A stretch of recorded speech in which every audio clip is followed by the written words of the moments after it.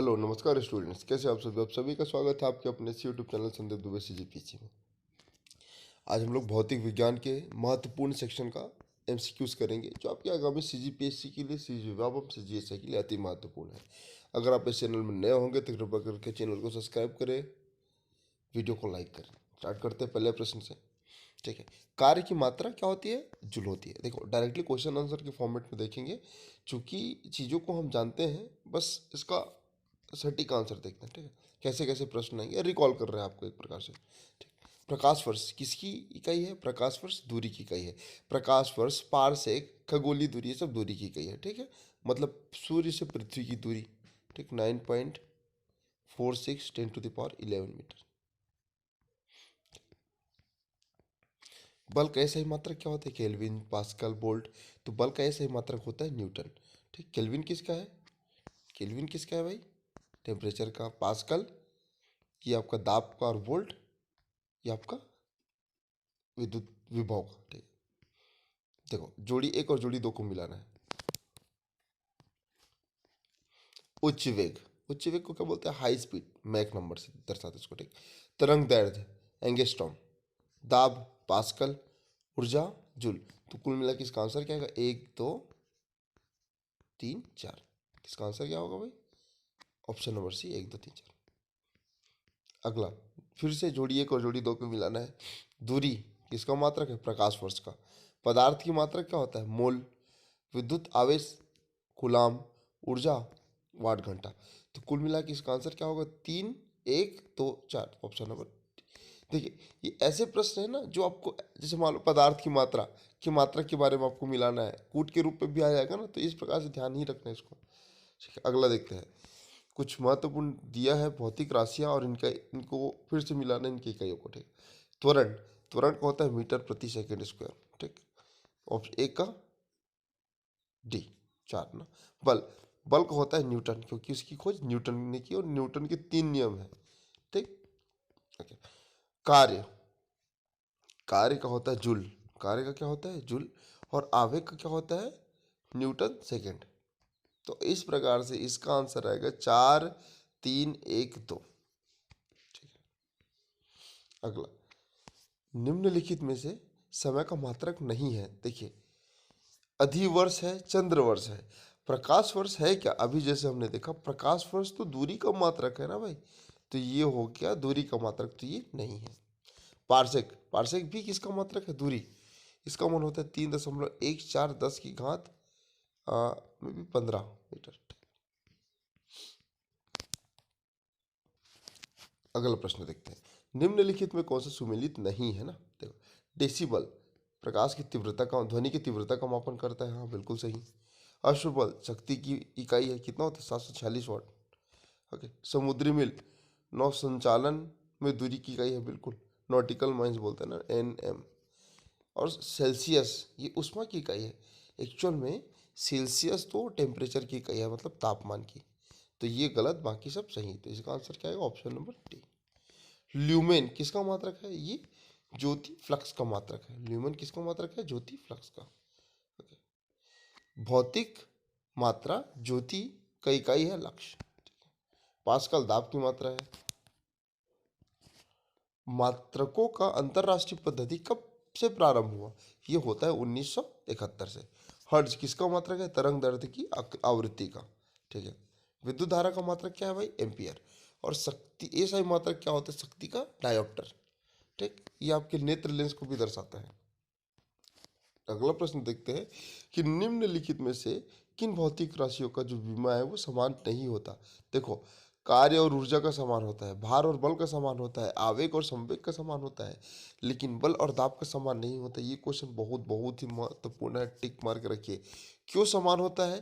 क्योंकि इनकी विमी सूत्र और एसआई मात्रक दोनों समान होते हैं ना, इस वजह से। तो ये ध्यान रखना, बल और दाब का नहीं होता। बाकी जितना भी आपको मैं बताया हूँ ना, एक बार उसको एक बार देख लीजिएगा। ठीक है, एक खगोलीय इकाई क्या है का संबंध क्या है? ये पृथ्वी और सूर्य के बीच की दूरी बताती है। ठीक, तो खगोलीय, या फिर आप देख सकते हैं प्रकाश वर्ष। ठीक, ऐसा। निम्नलिखित में कौन सा अविमाहीन राशि है, मतलब जिसका कोई विमा नहीं है?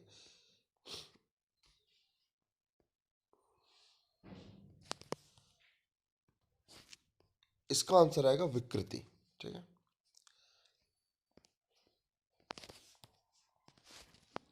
अगला प्रश्न देखते हैं। एक लड़की झूले पर बैठी स्थिति में झूल रही थी। ठीक, अब वो लड़की खड़ा हो जाती है तो उसका दोलन का आवर्तकाल क्या होगा? जैसे उसका लंबाई बढ़ता है आवर्तकाल क्या हो जाता है? कम हो जाता है। तो ध्यान में रखना, जैसे वो खड़ा होती है तो उसका आवर्तकाल क्या हो जाएगा? कम हो जाएगा। घूर्णन करती है गोल मेज पर, अचानक एक लड़का आकर बैठ जाता है तो उसका कोणीय वेग पर क्या प्रभाव पड़ेगा? तो कोणीय वेग भी क्या हो जाएगा? कम हो जाएगा। ये कुछ महत्वपूर्ण फैक्ट है, इसको भी देखते रहना, ध्यान में रखिएगा। यदि अगला प्रश्न देखते हैं कि यदि किसी चलती हुई वस्तु के वेग को 2 गुना कर दे तो क्या होगा? देखिए, वेग अगर 2 गुना हुआ, मान लीजिए, गतिज ऊर्जा का फॉर्मूला देखते हैं। गतिज ऊर्जा, इसको इंग्लिश में बोलते हैं काइनेटिक वेलोसिटी। 1/2 वेग को दुगना कर देते हैं तो m × 2v का स्क्वायर, तो 2×2=4, तो m 4mv²। ठीक, तो 1/2 4mv²। तो भाई दुगना करने पर उसका गतिज ऊर्जा कितना हो जाएगा? 4 गुना हो जाएगा। तो ऐसे प्रश्न भी फॉलो करते हैं। ठीक है, किसी पिंड का द्रव्यमान और भार में क्या अंतर होता है? देखो, भार क्या होता है? W = mg। ये गुरुत्वाकर्षण पर निर्भर करता है। अगर पृथ्वी का गुरुत्वाकर्षण 9.8 है और चंद्रमा का गुरुत्वाकर्षण यहाँ से 1/6 कम है, तो इसका वेट वहाँ क्या हो जाएगा? कम हो जाएगा। मतलब कहने का ये है, किसी वस्तु का भार अगर पृथ्वी में 60 kg है, पृथ्वी में 60 kg है, तो ये अगर चंद्रमा में जाता है तो इसका 1/6 मतलब 10 kg हो जाएगा। तो भार तो परिवर्तित होता है लेकिन द्रव्यमान क्या रहता है? नियत रहता है। तो इसी कारण बोला गया है द्रव्यमान स्थिर रहता है जबकि भार परिवर्तनीय है। किसी भी वस्तु यदि गतिशील है तो गतिशील अवस्था में, और अगर वो स्थिर है तो स्थिर अवस्था में रहेगा जब तक उसमें कोई बाह्य बल ना लगाया जाए। ये कौन सा नियम का उदाहरण है? देखिए, न्यूटन की गति के 3 नियम हैं। ये पहले नियम का उदाहरण है। इसी को जड़त्व का नियम कहा जाता है, जड़त्व नियम या गैलीलियो का नियम कहा जाता है। नोट डाउन करके रखना। उसके बाद दूसरा नियम आता है F = ma, मतलब त्वरण और द्रव्यमान का संबंध बल से किया जाता है।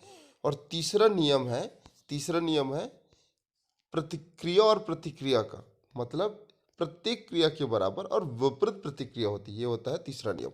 और एक चीज और याद, जहां पर से लिए ना गैलीलियो की गति का विषयक नियम, तो इसको आप जोड़ दीजिएगा न्यूटन की गति के पहला नियम से। मतलब न्यूटन की गति के पहला नियम को भी यही नियम कहा जाता है, गैलीलियो का नियम। तो ध्यान में रखना।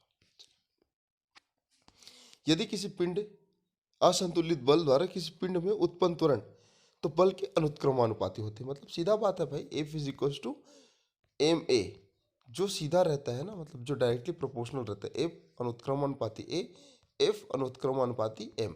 तो यही नियम है न्यूटन के दूसरा नियम का। अगला प्रश्न देखते हैं कि न्यूटन की गति के तीसरा नियम के अनुसार क्रिया और प्रतिक्रिया का संबंध क्या है? देखो, क्रिया और प्रतिक्रिया का संबंध क्या है? हर अलग अलग वस्तु पर अलग अलग बल लगेगा, ये बोलता है। ठीक, प्रत्येक क्रिया के बराबर और विपरीत प्रतिक्रिया, न्यूटन की गति का थर्ड नियम। अलग अलग प्रकार से प्रश्न आ सकता है, इसको बताया गया है। अगला देखिए, यदि कोई पिंड जब तक विराम अवस्था में है तब तक वो विराम अवस्था में ही बने रहेगा जब तक उसमें कोई बल कार्य नहीं करता। ये नियम किसने दिया? ये नियम दिया न्यूटन भैया ने। ठीक है, बल की परिभाषा पहले नियम से। अगला, रॉकेट किस सिद्धांत पर कार्य करता है? तो रॉकेट किस सिद्धांत पर कार्य करता है, याद रखना। ये कार्य करता है न्यूटन के तीसरे नियम के हिसाब से। जैसे मान लीजिए यहाँ पर रॉकेट है, ठीक है, यहाँ से जैसे थ्रस्ट प्रोड्यूस होगा ये नीचे जाएगा, गैस इसका नीचे जाएगा, ये नीचे जाएगा तो ये ऊपर जाएगा। तो इस प्रकार से थर्ड नियम के आधार पर ये चलता है। अश्व शक्ति एकाएक चलना प्रारंभ कर दे, और देखो, यदि घोड़ा है अश्व एकाएक चलना प्रारंभ कर दे तो अश्वरोही का गिरने की आशंका बढ़ जाती है। क्यों? विश्राम का जड़त्व। ठीक है, विश्राम का जड़त्व। विश्राम का जड़त्व या गति का जड़त्व क्या होता है? अगर कोई दोनों चीज स्थिर है, अचानक एक चीज आगे बढ़े तो दूसरा चीज क्या रहेगा? स्थिर ही रहेगा, तो पीछे चले जाएगा, गिरते जैसे गिरने का हो जाएगा, वो गिर सकता है। तो होता है विश्राम का जड़त्व। और गति का जड़त्व मतलब दोनों चीज गतिशील है, अचानक दूसरा रुक जाए और पहला तो गतिशील ही रहेगा तो आगे झुक जाएगा, तो होता है गति का जड़त्व।